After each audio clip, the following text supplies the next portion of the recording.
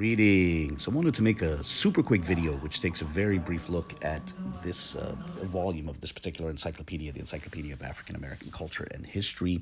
And the reason why I'm doing this is there's a particular entry in here which has some mild relevance to One West history, and that's what I wanted to take a look at. So opening it up to the first page, it's again the Encyclopedia of African American Culture and History, edited by Jack Salzman, David Lionel Smith, and Cornel West. And I'll be looking at the third volume of this work. It's actually 6 volumes. I guess you could say technically it's 5 volumes, with the 6th volume just listing indices which are related to the first 5 volumes. And I should also note when it was published. It was published in 1996. However, it should be noted that considerable time and work has to go into creating a massive 5-volume or 6-volume encyclopedia. Therefore, a lot of the writing and work which was conducted for particular entries had to have occurred well before 1996. It would take years to finalize a project like this. So we're going to be looking at a particular entry, and even though this was published in 1996, I think it's clear that the entry that we're going to look at was written before 1996. But so without further ado, let's jump right in. I'm going to be going to page 1511, where one finds this encyclopedia's entry on Judaism. And again, because this is the Encyclopedia of African American Culture and History, its entry on Judaism is from the perspective of, or within the context of, the African American spectrum, right, or the African American context. And with that, the entry opens as follows. It states the following. Estimates of the number of black people in the United States who consider themselves Jews or Hebrews range from 40,000 to 500,000. These people can be divided into 3 groups. Individuals such as Sammy Davis Jr. and Julius Lester, who converted to Judaism and joined predominantly white congregations, often as a result of intermarriage. Second, African Americans who trace their Jewish heritage back to slavery and who worship in either black or white synagogues. And third, blacks whose attraction to Judaism is based on a racial identification with the biblical Israelites. The third group is by far the largest, but it's made up of many independent denominations that have a wide variety of beliefs and practices.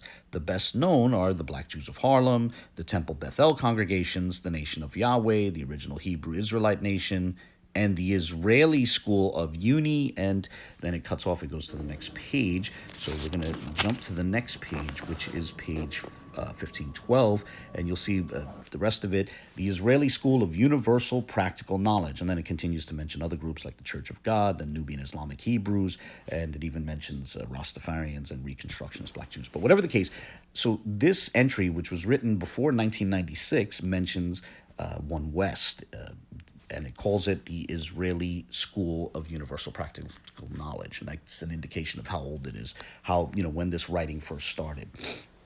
But whatever the case, then the entry goes on to discuss a number of other matters, and I guess I can zoom out so you can take a look at the fuller entry.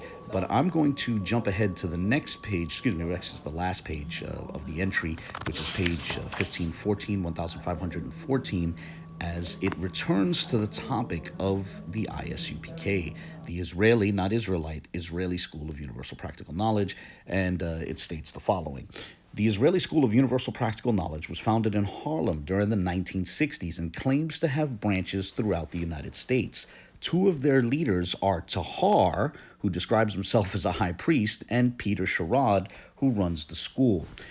Like most other black Jewish groups, they believe that black people are the only true Israelites. White people are generally thought to be evil, according to the teachings of this group. They are a paramilitary organization, and their mostly male followers dress in flamboyant garb that is either African in design or altered military fatigues. Their dress is often adorned with big belt buckles, emblems of different kinds, turbans, and combat boots. They also carry large staffs or wear swords or daggers. They propagate their message from street corners in New York and by means of a public access cable TV program called It's Time to Wake Up, which began in the early 90s.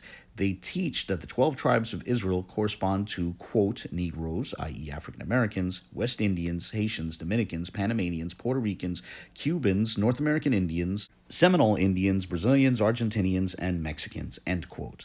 They believe that the scriptures predict a violent confrontation between black and white people in which black people will be victorious and the ancient nation of Israel will be restored. Okay, and then here are the references which this particular entry leaned upon, and you notice Howard Bratz is in there, this particular entry was authored by a man named Shlomo ben Levy. Now, there's not a lot to unpack here, but I thought it was interesting that it mentioned Tahar as leader. You could say they got that wrong by virtue of the fact that they missed, it seems, 6 of the 7 heads, and Tahar was not one of the 7 heads. The only one of the 7 heads they mentioned is Peter Sherrod, which is Yaiquab. But nonetheless, I think even the mention of Tahar helps to date this, because although it was published in 1996, clearly the writing was done before the House of David split, because Tahar left with the House of David. Some might think that it got it wrong in terms of mentioning Tahar as a high priest. I'm not sure. He wasn't chief high priest or whatever the case. I don't know what exactly his title was, but he certainly was considered a priest, and perhaps he was considered a high priest. My understanding is that when he was there, before he left with Masha, he was the highest ranking member underneath the 7 heads. So he wasn't ranked as high as the 7 heads, but nonetheless, he was very high up there, the highest ranking member of all of those who were under the 7 heads. That's my understanding. I've even heard that from critics of Tahar. I'm not merely limiting this to Tahar partisans, as it may be.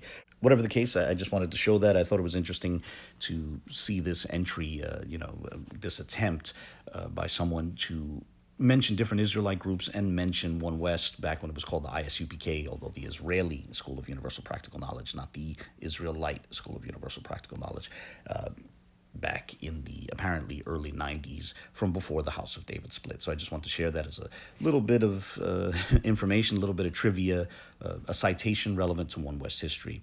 And with that, I'll close this here. As always, I welcome any comments, questions, or criticisms, and God bless.